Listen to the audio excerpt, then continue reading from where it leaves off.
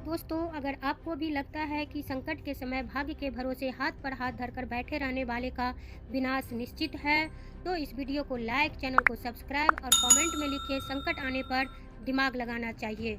Chia और रिया के साथ क्या होता है हम बताएंगे, अंत तक बने रहिए।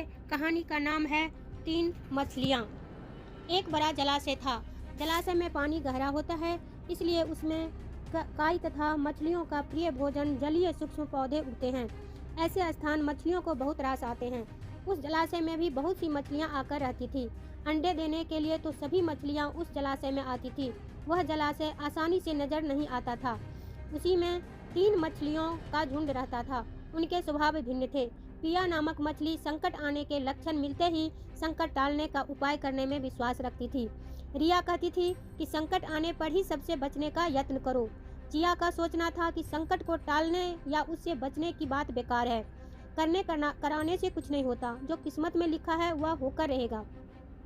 एक दिन शाम को मछुआरे नदी में मछलियां पकड़कर घर जा रहे थे। बहुत कम मछलियां उनके जालों में फंसी थी, अतः उनके चेहरे उदास थे। तभी उन्हें झाड़ियों के ऊपर मछलीखोर पक्षियों का झुंड जाता दिखाई दिया। सबकी चोंच में मछलियां दबी थी। वे चौंके। एक ने अनुमान लगाया, दोस्तों, लगता है झाड़ियों के पास नदी से जुड़ा जलाशय है, जहां इतना सारी मछलियां पल रही है। मछुआरे पुलकित होकर झाड़ियों में से होकर जलाशय के तट पर आ निकले और ललचाई नजर से मछलियों को देखने लगे। एक मछुआरा बोला, आहा, इस जलाशय में तो मछलियां भरी पड़ी है। आज तक हमें इसका पता ही नहीं चला। यहाँ हमें ढेर सारे मछलियाँ मिलेंगी। दूसरा बोला। तीसरे ने कहा, आज तो शाम गिरने वाली है, कल सुबह ही आकर यहाँ जाल डालेंगे। इस प्रकार मछुआरे दूसरे दिन का कार्यक्रम तय करके चले गए। तीनों मछलियों ने मछुआरे की बात सुन ली थी। पिया मछली ने कहा, साथियों, तुमने मछुआरे की बात सुन ली। अब हमारा यहाँ रहना खतरे से खाली नहीं है। खतरे की सूचना हमें मिल गई है। समय रहते अपनी जान बचाने का उपाय करना चाहिए। मैं तो अभी ही इस जलाशय को छोड़कर नहर के रास्ते नदी में जा रही हूँ। इसके बाद मछुआरे सुबह आए, जाल फेंके मेरी बला से। तब तक मैं तो बहुत दूर अटखेलियाँ कर रही होंगी। रिया मछली बोली, तुम्हें जाना है तो जाओ, मैं तो नहीं आ रही। अभी खतरा आया कहाँ है जो इतना घबराने की जरूरत है। हो सकता है संकट आए ही ना। उन पर मछुआरों का यहाँ आने का कार्यक्रम रद्द हो सकता है। हो सकता है रात को उनके जाल चूहे कुतर जाएं। हो सकता है उनकी बस्ती में आग लग जाए। भूचाल आकर उनके गांव को नष्ट कर सकता है, या रात को मूसलाधार वर्षा आ सकती है और बाढ़ में उनका गांव बह सकता है। इसलिए उनका आना निश्चित नहीं है। जब वे आएंगे तब की तब सोचेंगे। हो सकता है मैं उनके जाल में ही न फंसूं। चिया ने भाग्यवादी बात कही। भागने से कुछ नहीं होने का। मछुआरे को आने हैं तो वो आएंगे। हमें जाल में फंसना है तो हम फंसेंगे। किस्मत में मरना ही लिखा है तो क्या किया जा सकता है।